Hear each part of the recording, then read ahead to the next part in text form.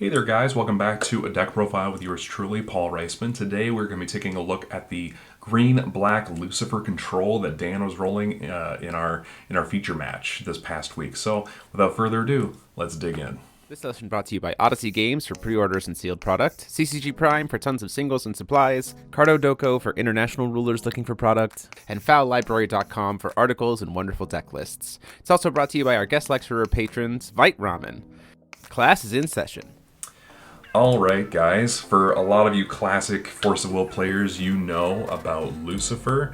Lucifer, Fallen Angel of Sorrow, gives you Divinity 10, and he's very basic until he flips. So when he flips, your opponent discards 3 cards, which means it does not target, plus he's just an 8/8 flyer. He's okay, you're generally not performing Judgment of Lucifer, but he does give you access to some really cool runes. For example, Harvesting Season is really pivotal to this list.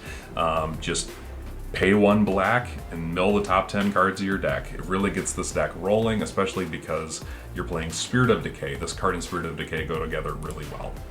You're playing as Lucifer, so you get access to his Master Rune, Black Rosario.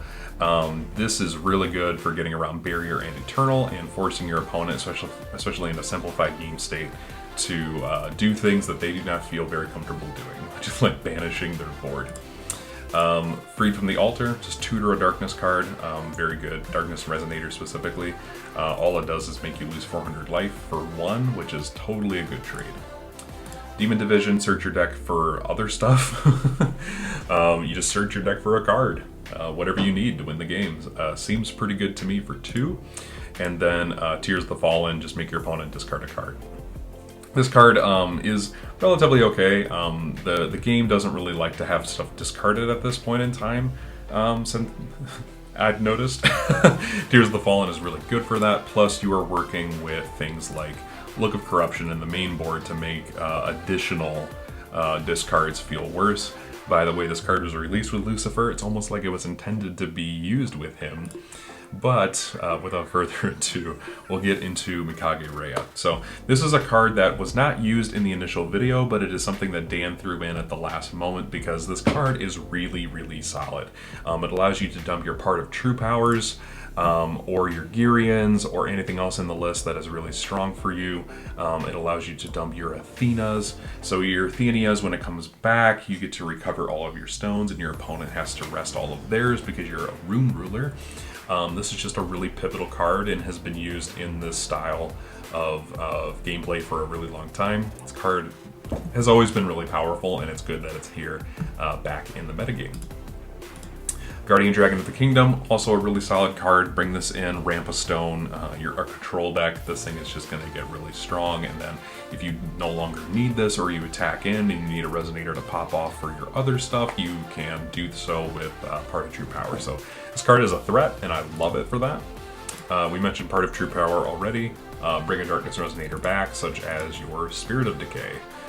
This card, in and of itself, is starting to get the attention of the company. This card is really, really, really powerful in that it can just drain your opponent to death, and that's the benefit of Spirit of the Decay. Plus, not to mention, like, if you get additional cards into the graveyard, this thing comes in with a ton of counters that can just control the board. So this thing has a lot going for it. The Ouroboros Doggo is great. Gyrian, again, super good cancel. If you're able to get it onto the field, this thing is a threat in and of itself. It's a win condition in that sense.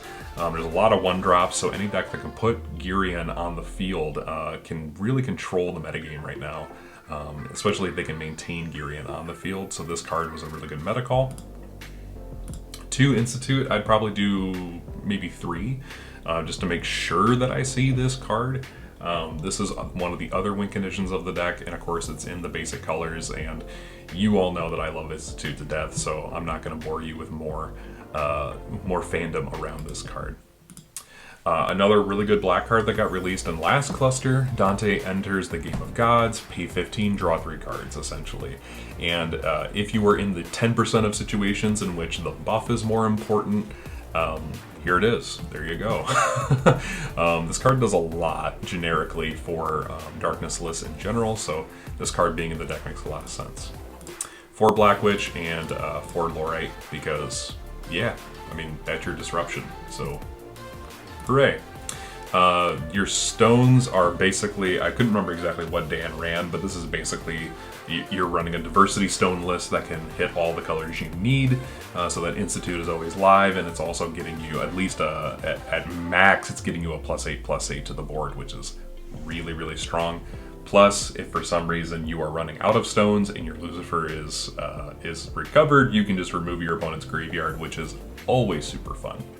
But anyway, guys, this has been Dan's green black Lucifer list. Let us know what you think down in the comment section down below. How would you change this list going into the next format with the new ban list? Would love to hear about that. And while you're down there commenting, go ahead and hit that subscribe button, ring the bell, and give us a like as well if you like content like this.